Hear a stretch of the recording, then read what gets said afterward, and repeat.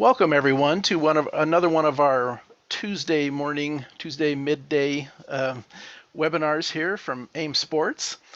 Today we're going to talk about map segments in Race Studio 3.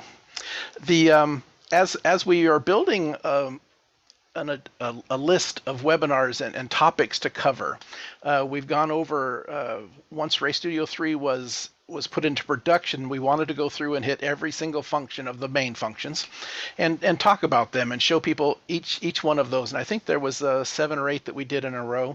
The list is always going to be in the description below. If you're watching this later on YouTube, I put a list down there of all the way from moving from Race Studio 2 all the way up to every single function will always be linked on our YouTube videos.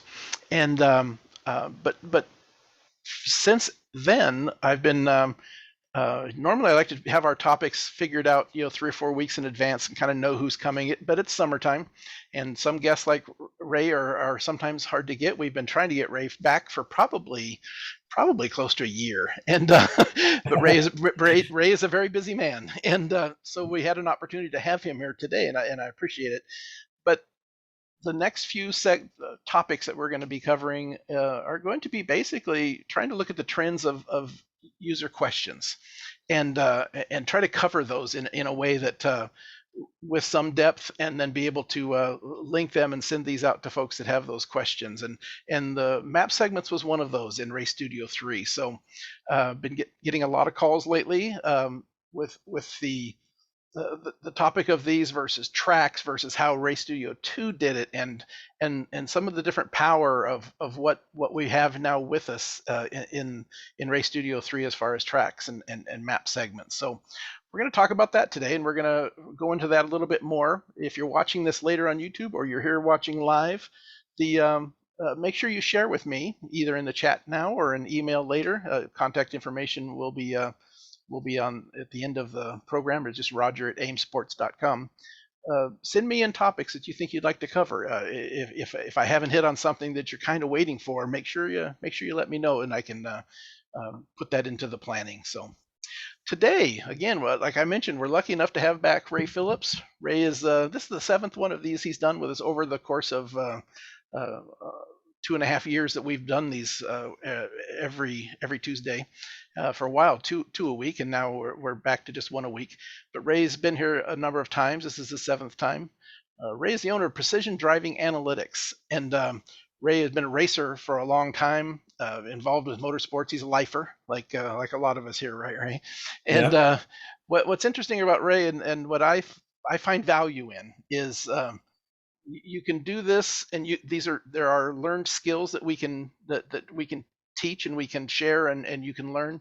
But when you do it a lot and you've been a driver for a bit, I think there's this thing that when you're looking at data, yeah, you can see the squiggly lines, you can create the reports, you can look at the values, but when you've sat behind the seat and understand the feeling of that car and you're trying to teach somebody how to look at the data about it, I think there's added value there, and that's what Ray has, and he has a lot of that. So Ray, thank you for coming. Is there anything else that you've been doing lately that maybe has changed a little bit in your life in the last few months that has been going on? Yeah, well, yeah, I acquired Peter Cross's hardware sales business, so that's kept me busy this year. That happened January 1st, and obviously AIM products are a huge part of that, which is great. But working with different types of cars, I kind of wanted to, I guess everybody knows the Ferrari Challenge car. The car on the right there is a Trans Am 2 car that I've been working with this year, and I've worked with people in open wheel cars, whatever. That's the great thing about what we do, right? Is you get to work with all sorts of different people, all sorts of different types of cars.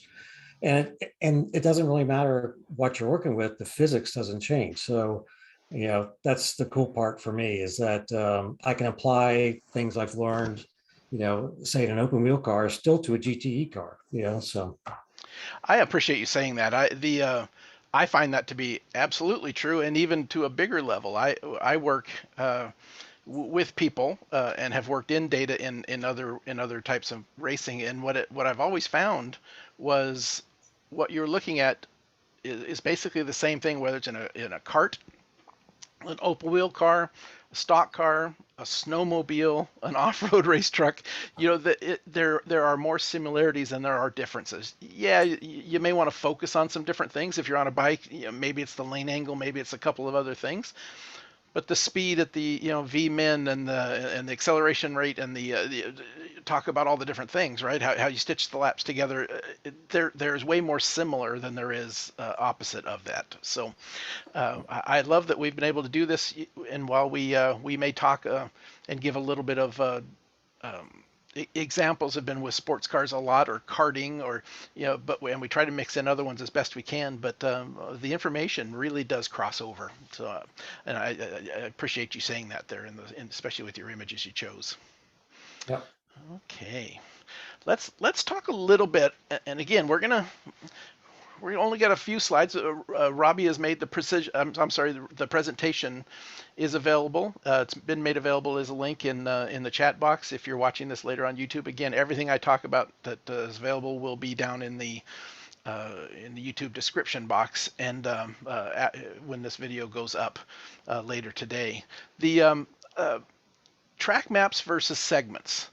I've gotten this question a lot, and as people are kind of transitioning, they've got Race Studio 2 they've used for years, over 20 years. That was the piece of software that they used, and they come into Race Studio 3, and it's fundamentally different how they have programmed the software to work with tracks and with the segment files, and so I've got a lot of people that have been that they get themselves wrapped up a little bit here when they, and we'll show how they're doing that here in a moment.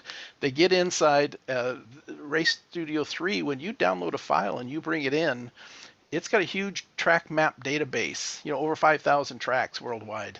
And when you bring that file in from wherever you're at, it searches that database, because we know the coordinates, we know everything about where you drove during those laps that you did it. It finds the right track, the right configuration, and it applies that track to it. Even though you have already on your hardware, you have placed the track map there, and you were given lap times when you were running. Well, as it comes in, it applies the information against the track map in the track database and uses the superior power of your laptop and the Race Studio 3 software to rerun the lap times and to bring this all together, where Race Studio 3 can very quickly tweak and change these segments we're going to talk about, and give you information for split reports and the track report and all the different things that we do. So what I've been having this biggest struggle with is people are bringing in the most questions I get lately, 7 or 8 questions in probably the last week and a half, 2 weeks on this very topic. That's why I chose to do this. They'll bring it in and they want to create a new track, just like they did in Race Studio 2. In Race Studio 2, you used to bring Race Studio 2, you'd bring in the data, and you'd have no splits, you'd have no track map, and you had to physically go to Map New. I've got Race Studio 2. We'll take a look at it real quickly. Map New, and then you would build a new track map, and part of that track map was you built the segments at the same time. That's transition now, where the tracks are now given to you from and automatically applied from Race Studio 3 during the download into the database, and then all you need to do is AIM has given you some default track map segments, and then if you want to adjust those, Ray and I both feel that may be an important thing to do, and a lot of users are finding that important as well, to build these segments in the ways that you want, and that's what we're going to talk about today. Then you can adjust these, and Race Studio 3 has made that very easy. But there are some folks that are getting in there and they think they need to build a new track every time, and they don't quite understand that. The way that those are all put together. So that's what we're going to talk about today. Tracks versus segments in Race Studio 3, related but two totally different things. And what you need to do is keep that in mind, and we'll talk about it and show you a little bit more. Map segments. So now we're kind of leaving the track map a little bit behind. They're always related. They're going to be combined at the hip, obviously, but we're going to leave the track map itself behind, and let's talk about segments. And I get this question quite a bit because of just the way we speak and the way I answer in emails. And frankly, the software interchanges the terms segments versus splits. For our discussion today and for your use of RayStudio 2 and 3, those are interchangeable terms. We have a segment function that we're going to look at, and we've got map split function to view them, right? So uh, uh, maybe we ought to try to be a little bit more consistent with that, but as long as you understand that segments and splits virtually are the same thing in our world. So keep that in mind. Map segments, what do we use them for? The Mainly, what most people want to use those for is to create the split report, split times report, and view the data broken up by those segments into this report. But they also add some. They're also used in other areas that we'll talk about and look at for visual clarity in the time distance report. That's one of the things. If your straightaways are green, you can kind of see that bar. You can have your corners and or braking zones in red. Or yeah, there's other ways to use those. And then of course, a great example here on the right side of this very screen capture I got here is each of the segments from the split report is being shown over here with additional information, and it's we're looking at number 7, right? We can do that in other areas of the software as well. Look at just specific segments. So while segments are mainly used in split time report, they're used in a lot of other areas as well. The RayStudio 3 is much easier to create and adjust these track segments in RayStudio 2. We're going to start off by bringing up RayStudio 2, go through just a real quick background of how we used to do it, and then bring that across, and then talk about those particular areas in RayStudio 3 and how we're doing that. The other thing that's really cool is while RayStudio 2 could share those, you could actually share that MP file, that map file in RayStudio 2. You could share that with somebody, and they would have your splits. But that is now much easier than before with in RayStudio 3, where you can just share these split files. You're not sharing the entire track map anymore. You're just grabbing these tiny little files. The average I saw is about 6 kilobytes, and you can share those with your teammates or friends. Eventually, AIM working on the cloud function where we can store things on the cloud. That will be these tracks, these map segment files will be some of those things that are saved in the cloud as well. So that you could share those amongst your computers via the cloud. So if you had your laptop computer and you get back to your office and you've got a desktop that you want to review your data on, the segments are one of those things that's going to be included into into that cloud stuff. So much easier. Perfect. Ray, before we jump out to some live data, you have made a big statement in the motorsports world as in here at the AIM in our little corner of the world. You have done a lot of work. You've done some videos with us, webinars in the past, where you've created segments and done some different things with those that are kind of interesting. You lean fairly heavily on map segments, right? Oh yeah, yeah. I use them all the time, and what you're going to see here is, I try to do probably 5 to 7 segments that have corners. I don't usually do much with the straightaways, but the straight segments can be good for determining, like if there's a draft or something that's helping you there.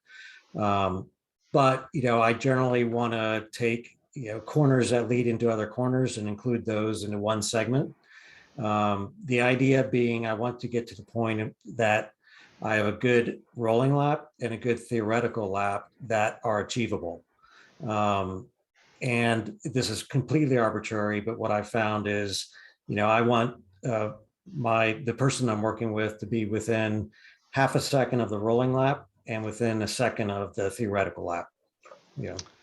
Yeah, you've taken using of segments, and there is something just to reading lines and squiggly lines and but there's different ways to present the information to users, and some users really like the numbers, some users really like the squiggly lines, but even for a guy like you that is deep into the data, there's value to seeing those in both different ways, certainly for speed and for accuracy and for recording and for screen printing out and and record keeping. Those segments are an important part of what we do. We're going to talk more about the maybe give 3 or 4 examples here in a little bit when we're actually in the live data of different ways that we do that. But I agree with you Right. that there's if there's a downfall and we don't know how to handle it yet, we're still chatting with the programmers and giving them our ideas. It's at the end of the day, it's their call. But when you create a track map, when RayStudio 3 creates a track map uh, and applies it, and then there's segments that are attached to that, they have to figure out a way to create those segments, a mathematical way of creating those segments. And you can do it in a number of different ways. You can every time you turn left or right, there's a lateral G change, right? And no doubt that's a piece of what they use to create these segments. Every time you change direction, they create a different colored segment and share that with us. And that's kind of the starting track map. Many users think that's too many segments. I mean, you can go to a long track. Utah Raceway Park, the old Miller Motorsports Park in Utah. It's a four and whatever mile track with a ton of infield, and you can end up with close to 30 segments, and that becomes unusable in split reports and some other things. You mentioned that 5 to 7, depending on the length of the track, maybe it's 7 to 8 segments is maybe a better way to do it to give more usable data, and for the reasons that you mentioned. So Right. I'm going to reshare my screen and show RayStudio 2 as just as a way to kind of to start up with where we were at and what we're doing differently now. Here's RayStudio 2. This would be just like a person has opened up a data file, and when you first get it in RayStudio 2, and you notice those of you that have used it a long time, it ends up jumping out at you, but to new users or infrequent users, it doesn't at first. But there is no colored bar across the top when you first open up a data file. If you're opening up the second one of the day and it's in the same place, RayStudio 2 starts to apply the map from before. But when you first open up data, there's nothing up here. There is no segments. It's just a squiggly lines going around the track, and I've got speed, lateral G's, and longitudinal G's. And in order to build a map in the past, and the segments that go along with it, we had to come in here and go to Map and then New. And then this dialog box would open up for you, and you would have the option of there's all the default ones. This is what RayStudio 2 calculated for you. And this is Portland, Oregon, the Portland International Raceway. You come down and go through the festival curves, and 4, 5, 6, 7, and it was building these in the way that it thought. It gave you a lot of tools to do some things in other ways, where you could come in and you could change that track shape a little bit if you wanted to. Now with GPS, that's rare. It's not needed at all. It's not even an option anymore for us. But and then up here above, they gave you a couple of tools to make it a little bit easier to understand where your track segments might want to be. And it's a speed trace in blue and a lateral G trace in green. So every time the car is turning, the green line is going up and down, and when it's accelerating or braking, you can see it with the blue. You would come in here, you would just remove all of these, or you would remove a single one of these by clicking on it and removing that segment, or remove all. And you could come in and go right to the braking zone by bringing yourself up to here, and you could divide the track right at that spot. And then you could go through the corner and you could create your segments, right? There was a couple of downsides to that. Number one, you're working on one lap's worth of data. It automatically defaults to the best lap, so it's maybe it's close. But I like to bring up multiple laps. So if you're trying to get right to the end of a straightaway before you hit the brake zone, and you bring up 4 or 5 laps, you're going to get a much better handle on not having one of those be into the braking zone, right? Be at the end of the straightaway. But here you'd only have the opportunity to do one lap at a time. So we build them all, we save them, and if I just call it PIR webinar, and I click on OK, Of course, I pulled everything away and just built the one, but you would now all of a sudden you would have your segments for the map. That's the process everybody got used to. So if I go to Ray Studio 3 now, the data we're going to use, it was I could have used Portland, but this is Watkins Glen data, some of Matt Romanowski's data that he shared with us. Any number of other webinars that we've used for it. We've the data is available in links in the chat box or in the YouTube description box below. But it gives us some options of what we might want to do for different ways of looking at the creating map segments, right? So this one here, Ray, I chatted with Ray a little bit, and I thought, well, Ray, maybe you can help us you get a starting point and give us an idea of where to go. And we've left off one here at the end so we can build it live and try a couple of other things. But your general approach to something like, if I bring up the track map, maybe it'd be a little bit easier to see. Ray, how do you think about building track map segments for the best use in the way that we're doing it these days? Well, one, I want the segment to start before the braking zone, like you said. Mhm. But also, I think you had a good term for this when we were talking. But if you screw up a corner or something, you want the segment to go to a point where you can stop the bleeding. Yeah, So yeah. start the next one, just after that, basically, and stop it before you get onto a straightaway where a draft or something like that can affect how fast you get through that segment. So Mhm. Watkins Glen, if I look at the bus stop, a lot of people would wonder why am I connecting the bus stop to the chicane or to the carousel there? Well, because if you really screw up the bus stop, you're also going to screw up the entry into the carousel, So, I want to capture that. And sometimes it's a little bit better to be a little bit easier through the bus stop, especially if you're in a high downforce car, so that you can carry the right amount of speed into the carousel. So that's what I'm trying to do when I'm joining these segments. Could I make more segments? Yes, but I generally want to start off with pretty large segments, like I said, so that I can see the best rolling time and best theoretical time, and then see what segments are better on other laps and do those comparisons and find out, well, why was that segment faster on that other lap? And you're focusing on driver improvement at this point, right? Right. I see a couple of things in the chat, and I happen to agree with just about everything I'm seeing there. There are 3 or 4 main different ways of breaking up the track for different uses.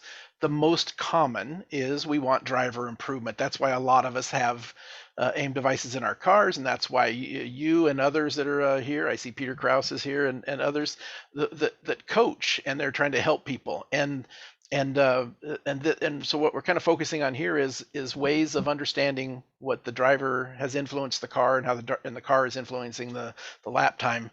We're going to talk about some other ways of doing other things here in a moment, where maybe we're going to talk about we're going to focus on braking, or we're going to focus on driver corner entry, whatever it happens to be, right?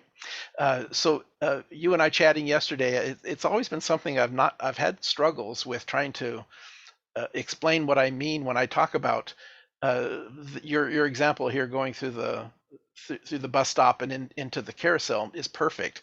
And if we zoom in on that just a little bit, the what I want to the way I think segments maybe a good starting place is, as you're a driver in the seat and you're going down and you're getting into a certain segment of the track, you think of it as a segment of the track, right?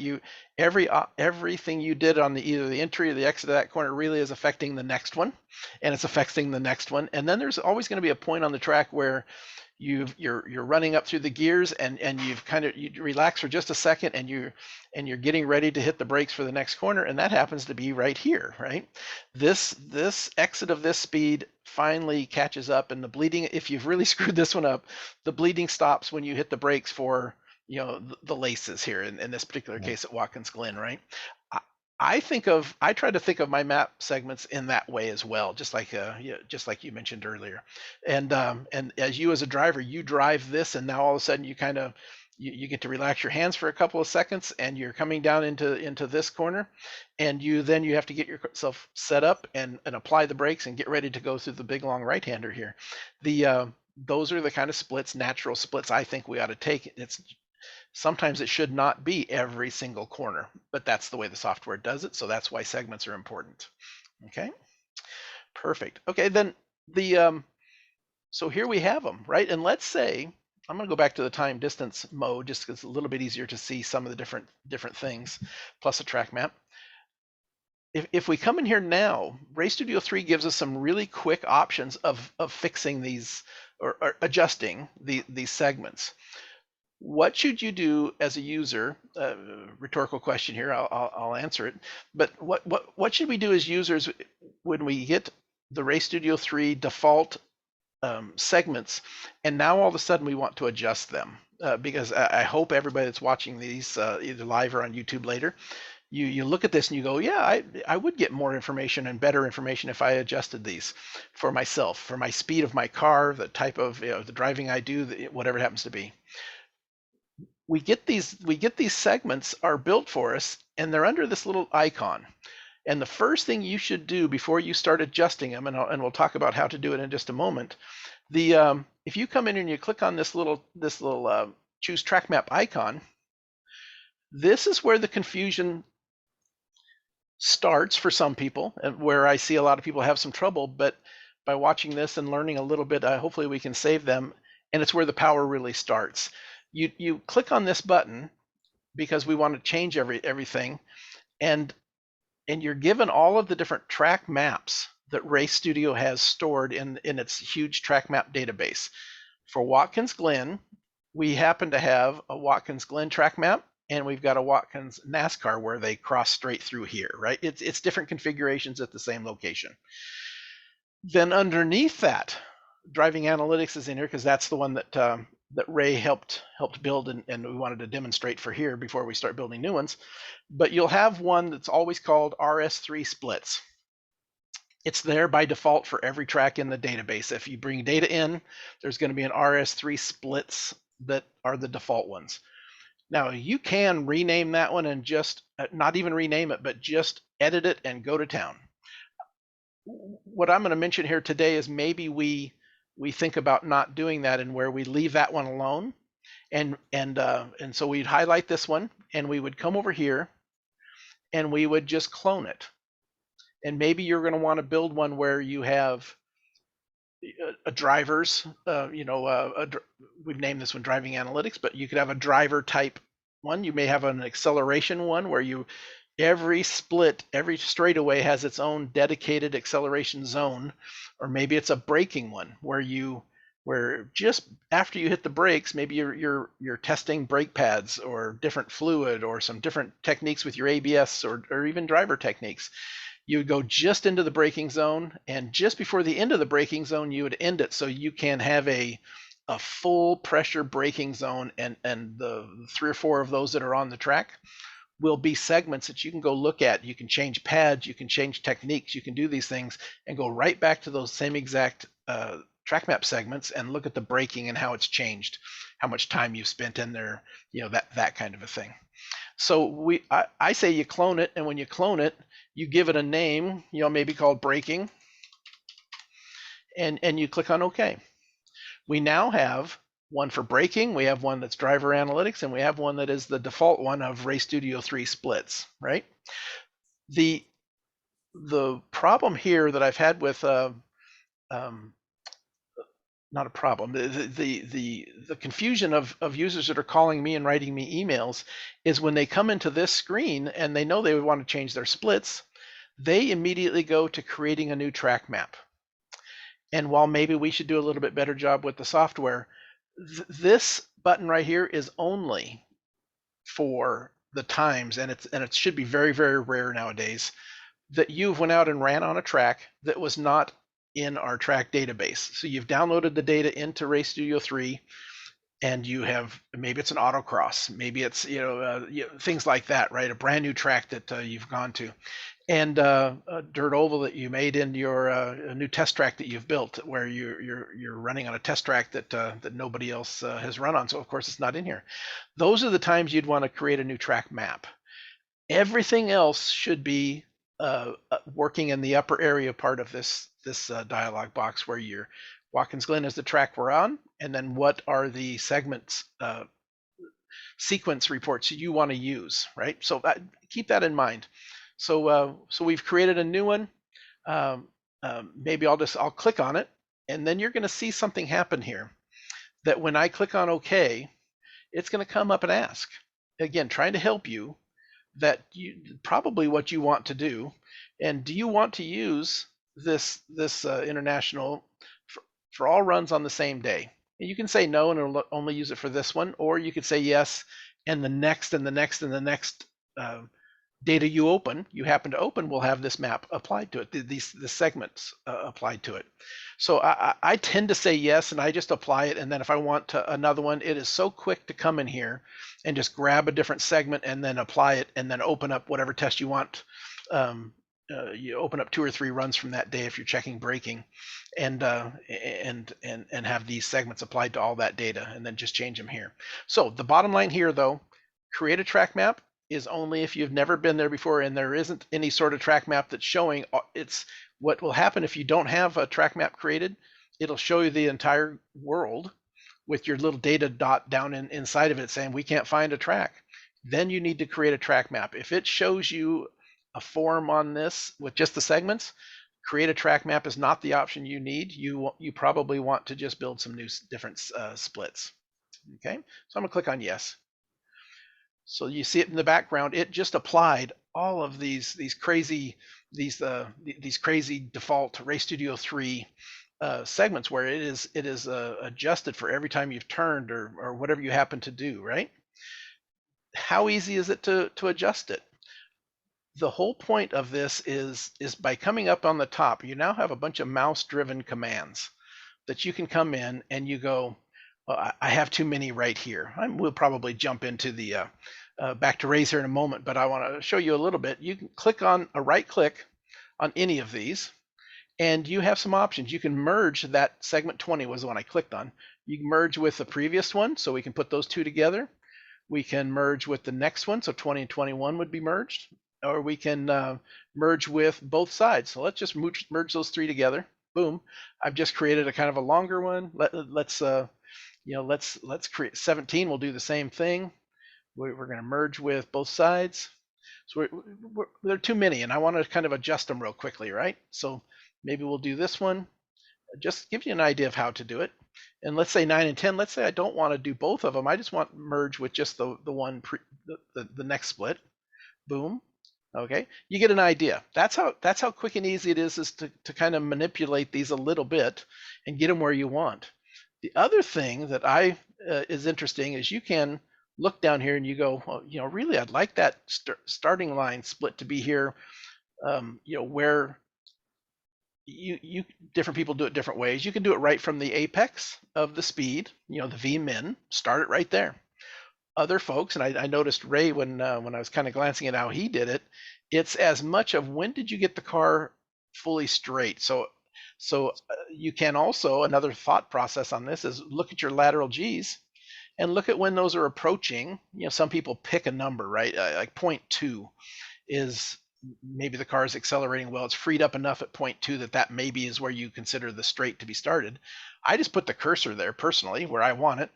Then you come up and you hover over the split right where the two split, and you just drag it over and you put it right there. Okay, there you've now created that one, and then work your way backwards, work your way from the middle out, however you want to build your splits, right? And you can just adjust these very quickly. I'm just now randomly throwing these up here and adjusting them in different areas, but we'll get in and build some specific ones here in just a moment.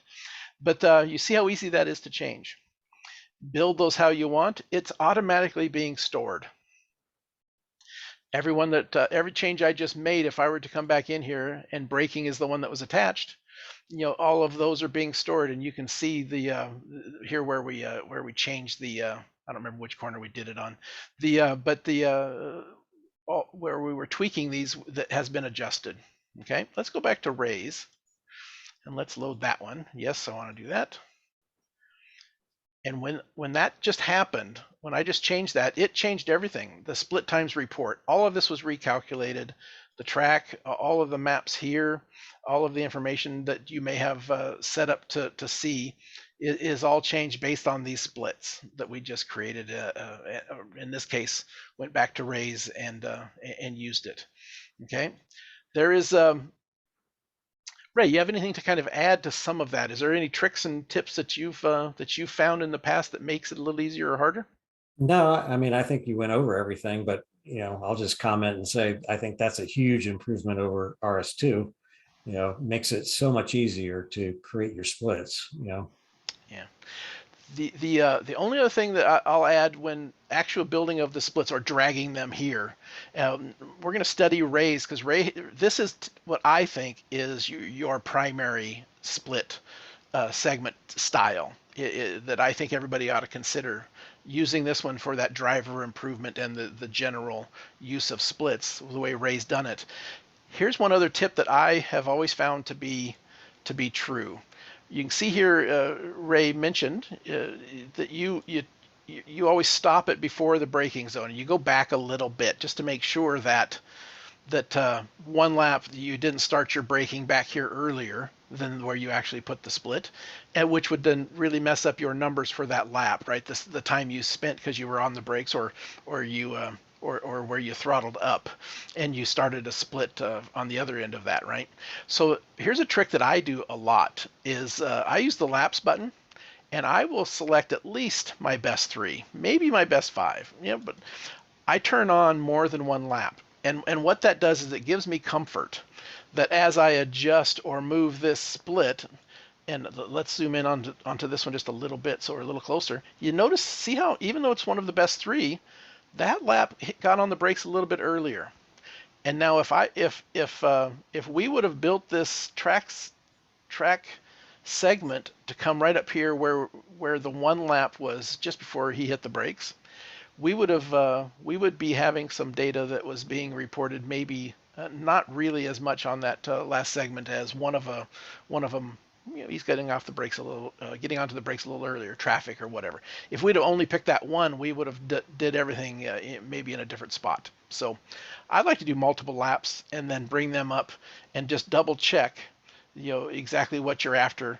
Um, Maybe this one could be stretched out a little bit more, maybe not. It's up to how much you want to go. But there is, here you've ended that straightaway, but there's a number of feet here that pretty consistently the driver's going farther than, right?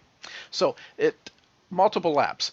It gives me comfort to look at that and make sure that I'm putting the splits where I want them. Especially, Matt's fairly consistent with his data, but if you get a brand new guy, like if I was out there running, we would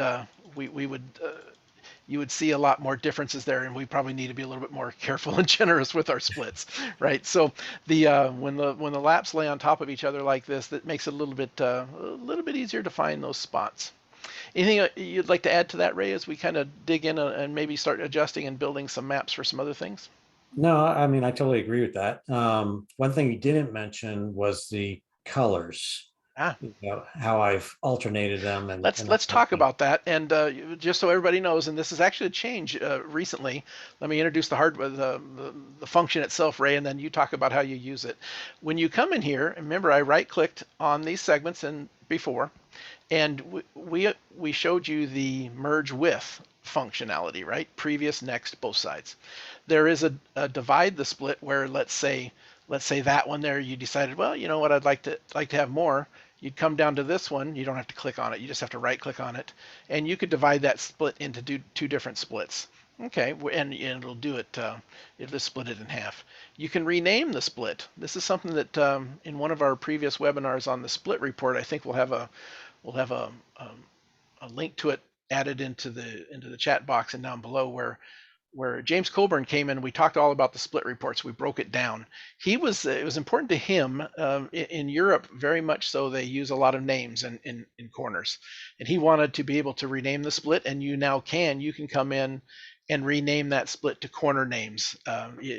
Watkins Glen here, right? You have the carousel, or you have the laces, or the toe, or the heel, or there's common names of corners that people like to use. You now have that ability to do that. And then this one here is the one that we're leading into you chatting about, is the corner coloring. I'll let you explain what colors and why you might want to use it. But what's changed recently is it used to just say corner 1, corner 2 straight.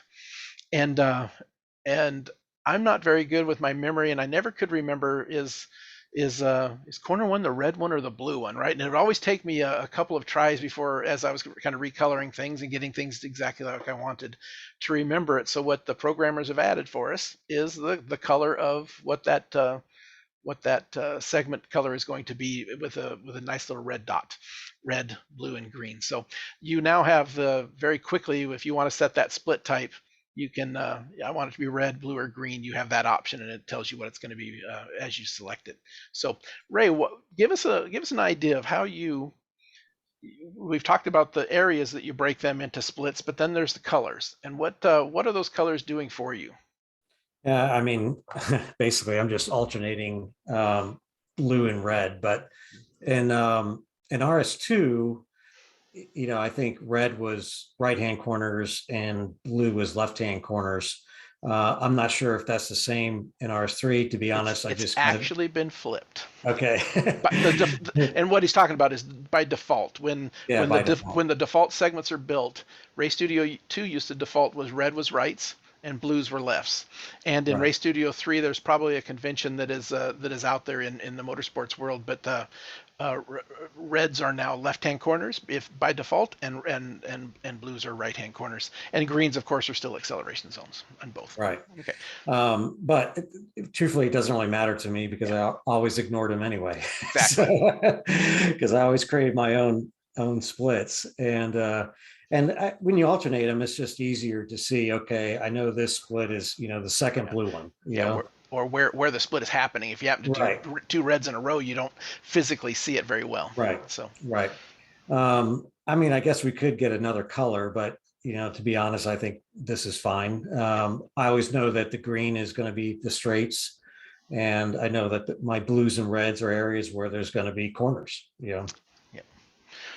Or multiple corners, right? Right. It's just segments. Some sort of corner.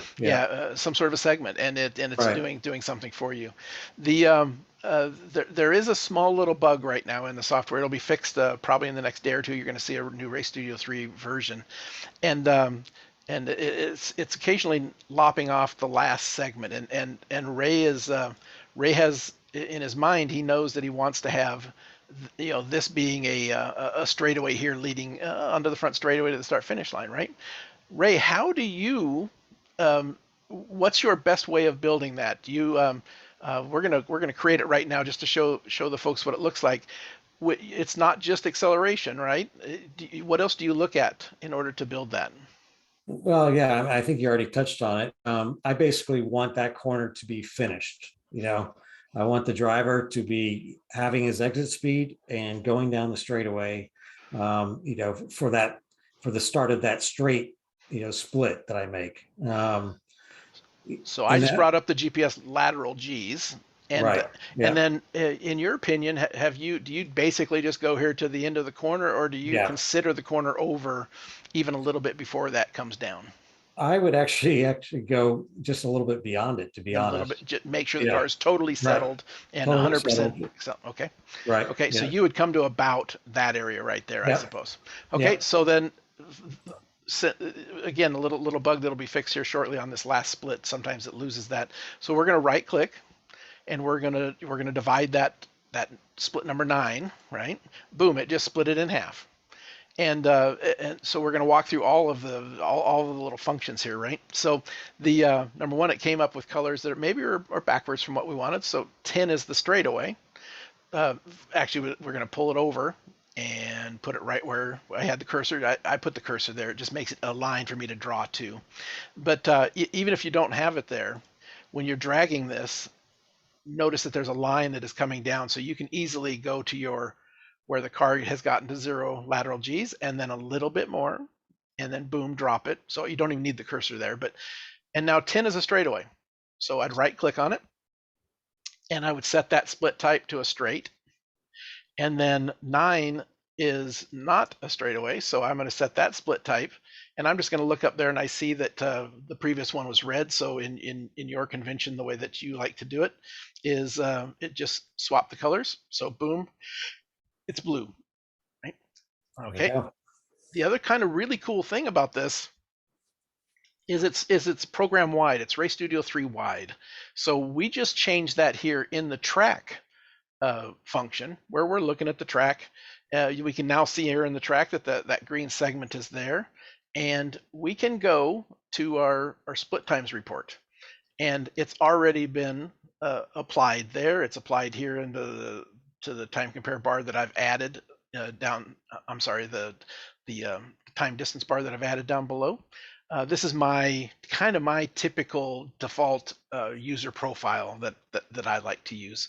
In my split report, I still like to have the splits being shown down here visually as well. It just helps me, and I like the track map to see them as well. I like to really be able to pick up on the area that I'm working. And in the time distance bar, it's already been applied. It's been applied across the entire program. Okay. And of course here we've still got our 3 laps. So maybe at that point, once we've built it and we kind of know where we are, maybe we go back to selecting the best lap and begin studying the data. The anything else that you like to do there, Ray? Anything else you kind of like to add before we build one on and talk about some breaking things? You use the heck out of the split times report, right?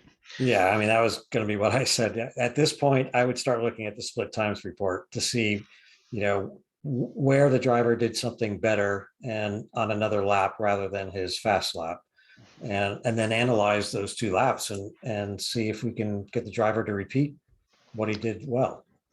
And what's kind of interesting here is this first segment. It's a horsepower. It's straight. It's since the start finish line down to turn 1. You'd be applying knowledge of the car, right? Power, drafting, aero, all of those kind of things. Driver. I could be pretty consistent on that segment, right? But then the next one, and all you got to do is click on it. You click on it here, it zooms into it, and now you're studying this. And this being, if we zoom out just a little bit, it shows in the map where it is. So there's some braking. You've got your braking, you've got your actual, rolling through the corner, and then you accelerate and go. You'd start to study this, and you'd start to see some different things. You shared with me, and maybe we can break down and look and study this one here for just a second, but you also shared with me that you're just like me. You've used Ray Studio 2 for 20 years. And most of the programming and most of the layouts are very similar.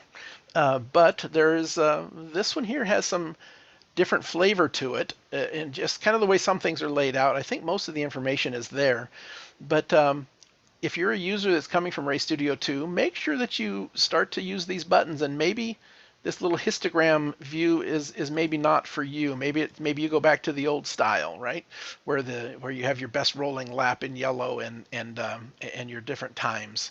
You've got average and median. You've got your lowest value. Your best value is in the best theoretical, and then your maximum is right below that, and of course the standard deviations, and then your best rolling lap. Talk to me about a little bit about what you see here in either in this particular data file, what you would look at, and the layout of the function itself, and what you think. Well, me personally, I would like to see the differences in segment time. So there's another choice that we can use to see that, and if you bring up the properties or whatever, every single split time is shown, so you can come in there and you can do fractional. So it's meant as a fractional time. Yeah, you can go in here and show. You can show them cumulatively. You can show this, which is just the actual times bent, or you can show them where it's the value difference from your best lap, right? Right. Plus minus to the best lap itself. So there are different ways of doing it. That's how you like to show it, right? Yep. Yeah. Okay. Because then, if I see a 2/10 difference or something like that in a split, then I Jumps out at know, you. then jumps out at me. I can go study it. And if you studied this here, there's a couple things that I look at when I look at split reports, and I thought maybe this would be a good time to ask you. When I have one, what the green ones here are the best of each of them, right? Right. And one of the things that I have found that you need to look for, if on paper you can throw down this theoretical lap, you have resolved some of that fake theoretical fast laps by making less segments, right? But Right. the other thing that I always need to look at is when I see a 14.1 here and everything else is a 14.4, there's a 3, a 29, but it's up there ways. And then you've got this one that's like 3/10 faster. And I always think to myself, okay, well, why did that happen? You need to think Right. this through, right? What in order to help the driver or the car or whatever it happens to be. But one of the first things I do is I always look to the previous or the next. Right. Right behind it, did the driver go into this particular segment? If I highlight 6, since we're talking about it, it's down here at the laces, and now the driver's come in here and has ran through that corner, and he did his best on this lap, on lap 3. But look at that, just before the driver's given up a couple of tenths leading into it. Did the driver, Matt Romanowski in this case, did the driver give it up and then head way over to over here and kind of set the car up so it could get through there really well? Whatever he did, even giving up those couple of tenths, the next 2 were the best 2 in a row. So there's this balance point of, I always try to look at the one before and the one after and say, is that a true? Did he give Yeah. up too much on leading in to get a good rolling speed? Is that something you also follow through? Oh, absolutely. I mean, I use the time compare trace at the bottom of the time distance graphs for that. So if I see that, more time was lost getting there than what was gained, then I pretty much negate, that gain that I'm seeing, because if that driver did something differently to cause the time to be lost in the previous, section, then it doesn't really matter, does it? Because we're looking for a good lap overall, not just in one segment. And that's certainly the way I think by habit we would always go. But in this particular case, you could also look at it the other way, right? It's never easy in Right. motorsports, right? Yeah, he gave up 2/10 leading into here, right? Right. But he made up 1 or 2 on this one, and he made up 1 or 2 on that one, right? Right. So So you that's might a fold it, win. the Yeah. other way, and you go, Right. okay, let's go back and look at segment 5, and whatever you Yeah. did there, maybe that's what we want to do. We want to be a little slower in segment 5, Right. and if that slowness was setting up to help the next 2. So Right.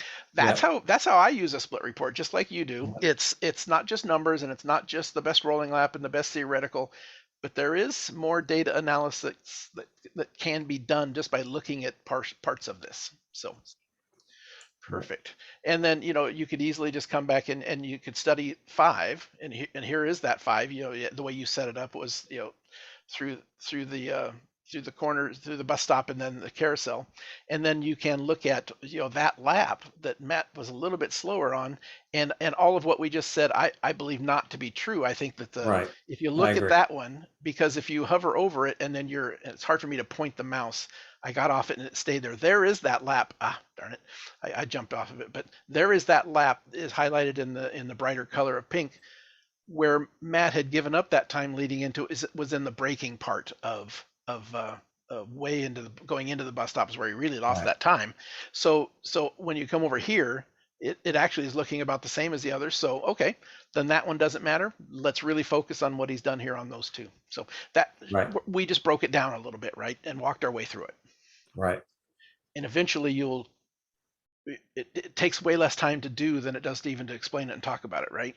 Yeah. These should be jumping out. There's a reason why we've colorized them with these different colors, and so they jump out at you, and you understand.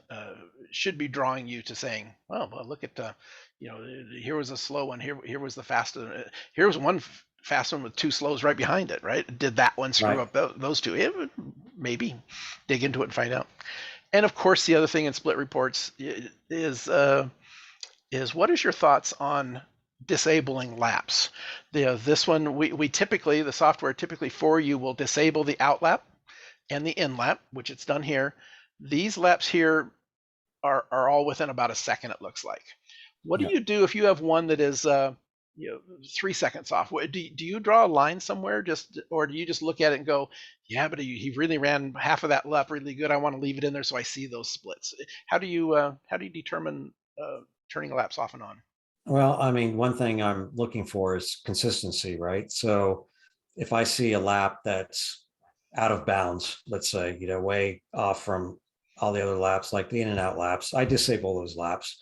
Now, the driver might say, well, wait a second, I was really quick in that, first half of the lap, and then I got behind some guy and that slowed me way up, and then I'll re-enable it, but sometimes there can be value, but typically, I disable the ones that are out of bounds, as I'll say. But, getting back to, what I was talking about before with these 5 laps, if I look at his Matt's best lap, it's 220.016, best rolling laps at 219.948. So that's about a tenth off, Yeah. pretty good. Yep. And best theoreticals at 19.565. So 4/10 off.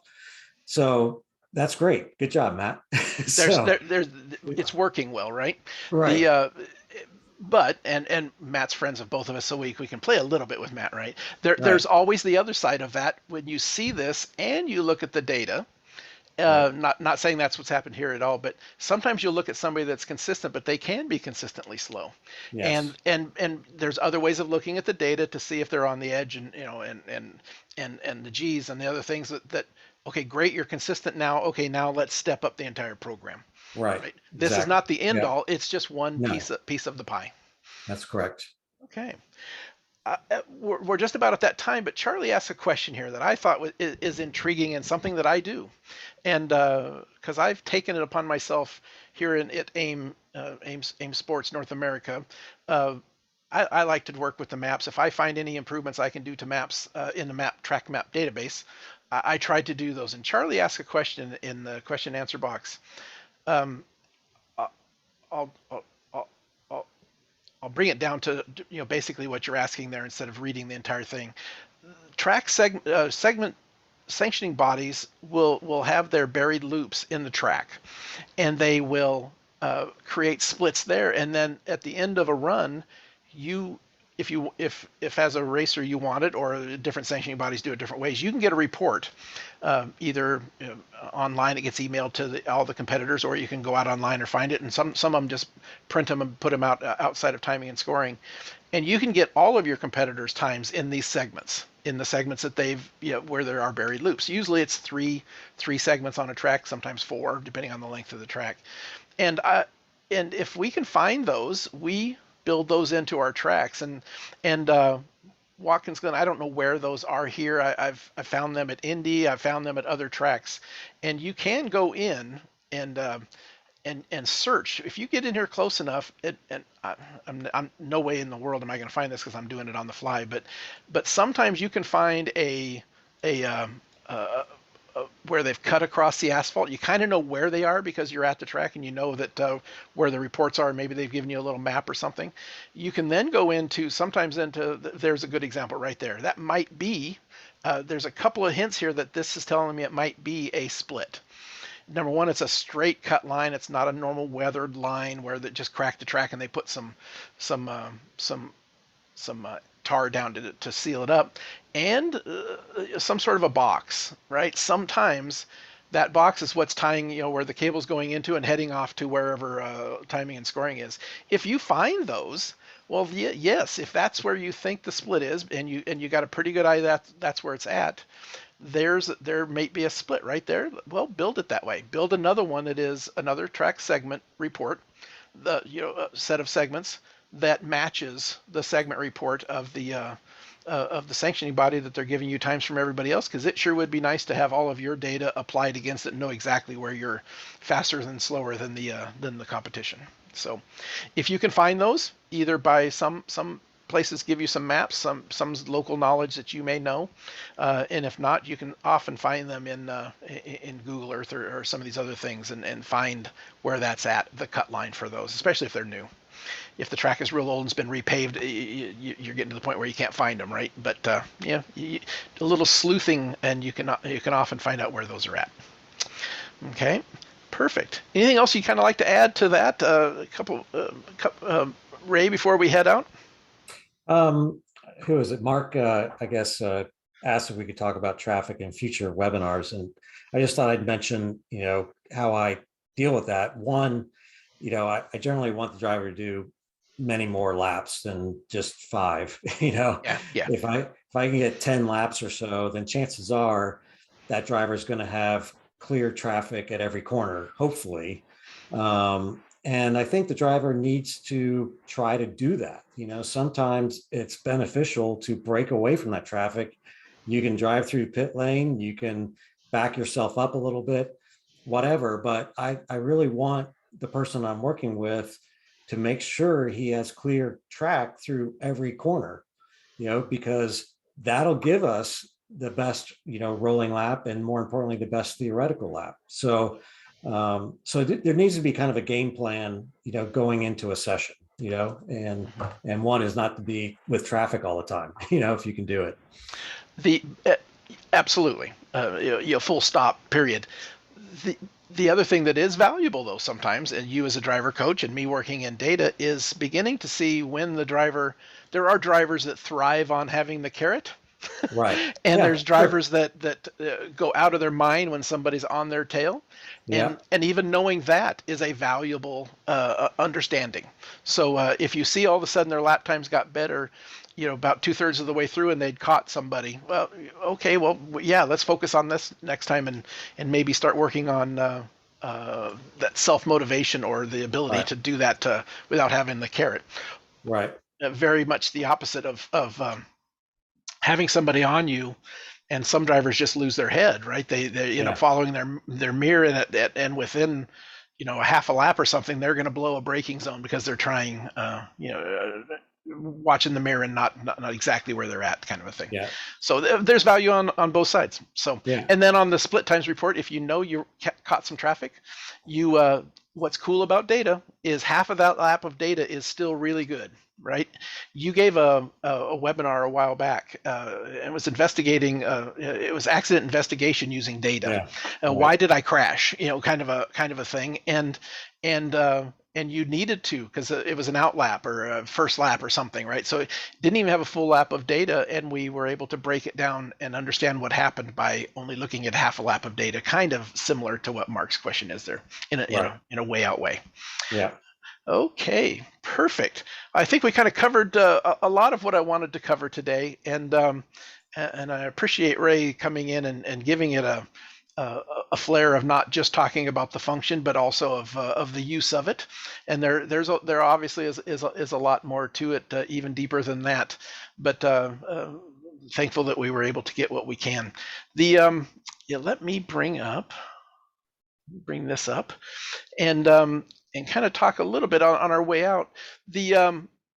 This video, like all the rest, will be placed up onto our YouTube site. If you go to YouTube and you haven't been there before, just do a search for AIM data, and you will find all of our YouTube page. And please save that and subscribe. And these go up there. Plus, we're very close to beginning to do some other smaller videos, and some focused ones where they're not the full hour-long webinar, where you can find them and find specific topics a little bit more. We're going to be recording those. They won't be live during a webinar, but recording those and putting those up as well. So those will be coming soon. And subscribe and make sure you don't miss some of those as they come up. Customer support, boy, it's that time of year, right? We're out there working away. The folks are visiting tracks every weekend and running them ragged, a typical summertime here at AIM support, right? So my Fridays and my Mondays for phone calls, and I get stuff during the weekend as well, but getting prepared on Friday, making sure everything is working well, and then coming home on Monday, and a lot of questions about I seen this in the software, and boy, can you help me answer what I'm seeing here? I don't quite understand it. Great fun for me, and great support that we do. So, if you have any questions, give us a call or drop us an email. The other thing is, because we're fairly fluid, I like to announce the next webinar. This will be the second one in a row. I think we're gonna hold to be determined. I've got 4 or 5 that I have in mind, but I'm gonna allow the support calls and the emails kind of drive me where we want to go, and you. So if you're watching this later or you're watching this live, please drop me an email note. I did see I have seen one pass by, I think in the question and answer or in the chat, was talking about some topics. Please let me know what you think is something that is you have questions about or want to see. Very, very happy to take those and put those in and start to continue to sort them and prioritize the webinars. So let me know. Appreciate it. Contact information. Ray has been doing not just data analysis as a driver coach. He does a lot of setup stuff. You can hire him to help you set up your user profiles and math channels and a bunch of other stuff. And obviously the part sales that he mentioned earlier that he's taken on top of that. There's Ray's contact information. There's a website, Precision Driving Analytics. He's got a Facebook page as well. There's his email address, our Phillips drivinganalytics.com. Or give him a call. Ray's really good about answering that phone or returning calls pretty quickly. So I appreciate that very much as well. And if I've said anything that you would like to comment on or had any questions with, best way to contact me is my email, roger@aimsports.com. Ray, I appreciate it. I appreciate you being here, and I appreciate you doing everything that you're doing out there for us and all of the users. Is there anything else you'd kind of like to add on our way out? No, just thanks for having me. Sorry, I am hard to get a hold of, hard to get on these things. And have a happy birthday. Yeah, it's my birthday today. I appreciate that. Thank you very much. And Ray, boy, I am glad you're out. I'm glad you're busy. We will continue to hit you up a little bit. Exactly. We will continue to hit you up the off season a little bit more. And I am glad you're busy. And we hope we make you a little bit more busy.